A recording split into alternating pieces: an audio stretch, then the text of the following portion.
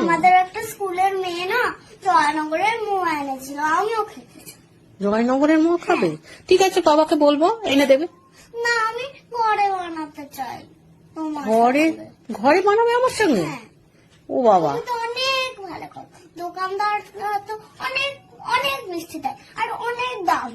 দোকানদাররা তো অনেক বাজে করে করে। তুমি তো অনেক পরীক্ষা করে করো। তাই?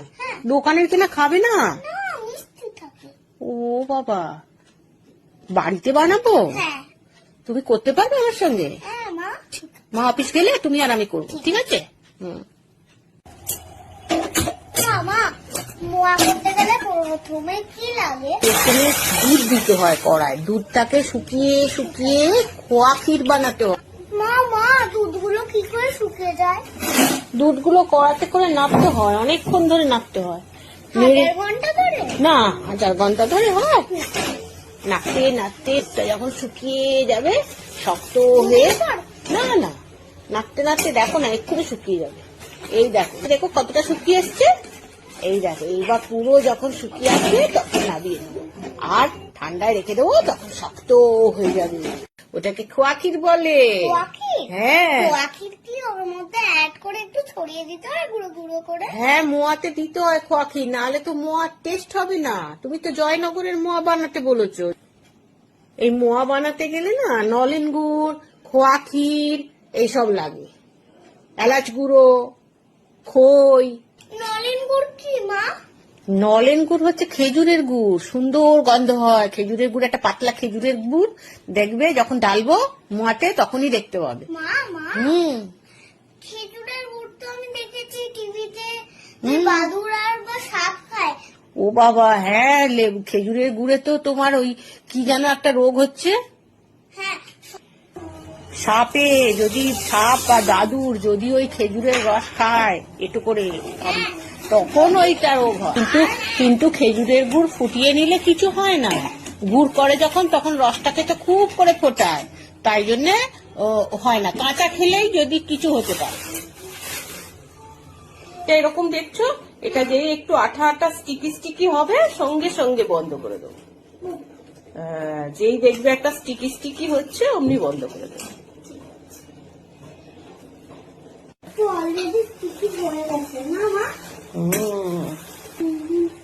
এই দেখো এবার হয়ে এসছে। এই দেখো দেখো কিরকম। এক বাটি খই নিয়ে নিয়েছি, বুঝেছো? ঠিক আছে মা। এই দেখো,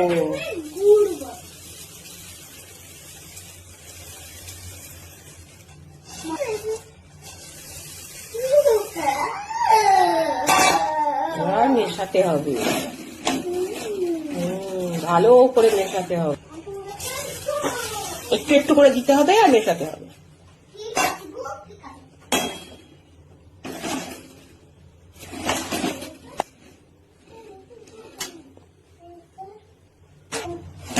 এই দেখো দুধটা মেশানো হয়ে গেছে, কি সুন্দর যে। দেখো, এই দেখো কিরম ঝুরঝুরে হচ্ছে। এইবার যে গুড়ের জলটা করে রেখেছিলাম মানে, এইবার এই গুড়ের জলটা এর মধ্যে ঢেলে দেবো। এই দেখো গুড়ের জলটা এর মধ্যে ঢেলে দিচ্ছি। এই দিয়ে আমি এবার সারা রাত ভিজিয়ে রেখে দেবো, বুঝেছো? এই দেখো সারা রাত খইটাকে ভিজিয়ে রেখেছি, কেমন দেখতে হয়েছে দেখো, কিরকম নরম হয়ে গেছে। এই দেখো কিরম তুলতুলে নরম হয়ে গেছে সব খইগুলো। এইবার এইগুলোতে একটু খোয়া ক্ষীর আর একটু এলাচের গুঁড়ো মেশাবো। এটা দেবো, এই দেখো খোয়া ক্ষীরটা দিয়ে দিলাম, আর দেবো একটু এলাচ গুঁড়ো।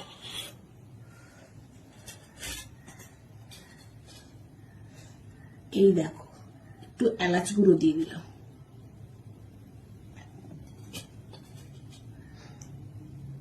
ব্যাস, এবার এটাকে চটকে চটকে এরকম মাখতে হবে, আলতো হাতে চটকে চটকে এরকম মাখতে হবে।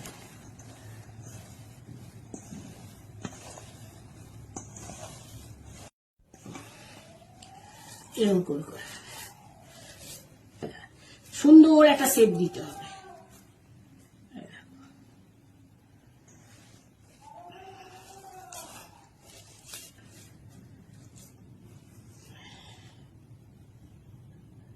বড়দেরটা না দেখলে কি বাচ্চারা শিখে বড়দের মা? না, তাই মুঠো মুঠো করে করতে হয়।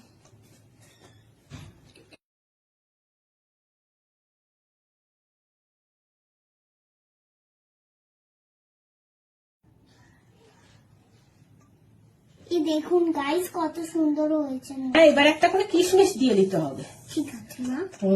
এ নাও, একটা করে কিশমিশ বসিয়ে দাও। এরকম করে সবগুলো বসিয়ে দেব।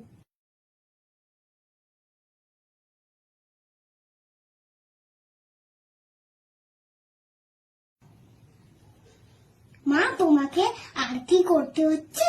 না, বসিয়ে দাও। ঠিক আছে। দেখো, এর ওপর একটু পেস্তা ঘষে দিতে হবে। মা হ্যাঁ, একদম মিষ্টির দোকান লাগছে। তাই? হ্যাঁ। আমার সোনা মা, আমার সোনা মা খেতে চেয়েছে বলেই না করেছি। হ্যাঁ মা, তুমি না তুমি তো খেতে চেয়েছো। হ্যাঁ মা, তুমি না একদম পাকা পাকা। হ্যাঁ। এত মজা নিতা না তুমি, আমার এইরকম নিতা। তাই? আমি সত্যি বলছি না, তুমি না পাকা হুম, 2 নম্বরে।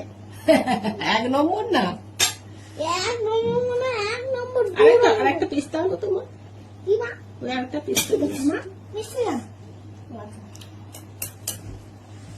আমারই মা, আমি তো আমার মানে কেন? এই দেখো, এবার একটু খোয়া ক্ষীর গুঁড়ো করে নিয়েছি, ওপরে ছড়িয়ে দিচ্ছি।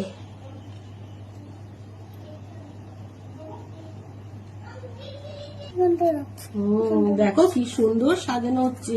তুমি একটু করো। করবো। জয়নগরের মোয়া কার কার চাই? 200 টাকা করে। জয়নগরের মোয়া চাই। জয়নগরের মোয়া আসছে 200 টাকা করে। দাঁড়িয়ে পড়ো, 200 টাকার মোয়া আসছে, 200 টাকার মোয়া আসছে। লাইন করে দাঁড়িয়ে পড়ো, খালি 200 টাকার মোয়া। লাইন করে দাঁড়িয়ে পড়ো। দেখুন জয়নগরের মোয়া আমার। এই দেখুন গাইস কিরকম সুন্দর হয়েছে না? কিরকম যদি ভালো হয় আর সুন্দর হয় তাহলে একটা লাইক করে দিও। এই আসছে মোয়াই। খাও, খেয়ে বলো কেমন হচ্ছে।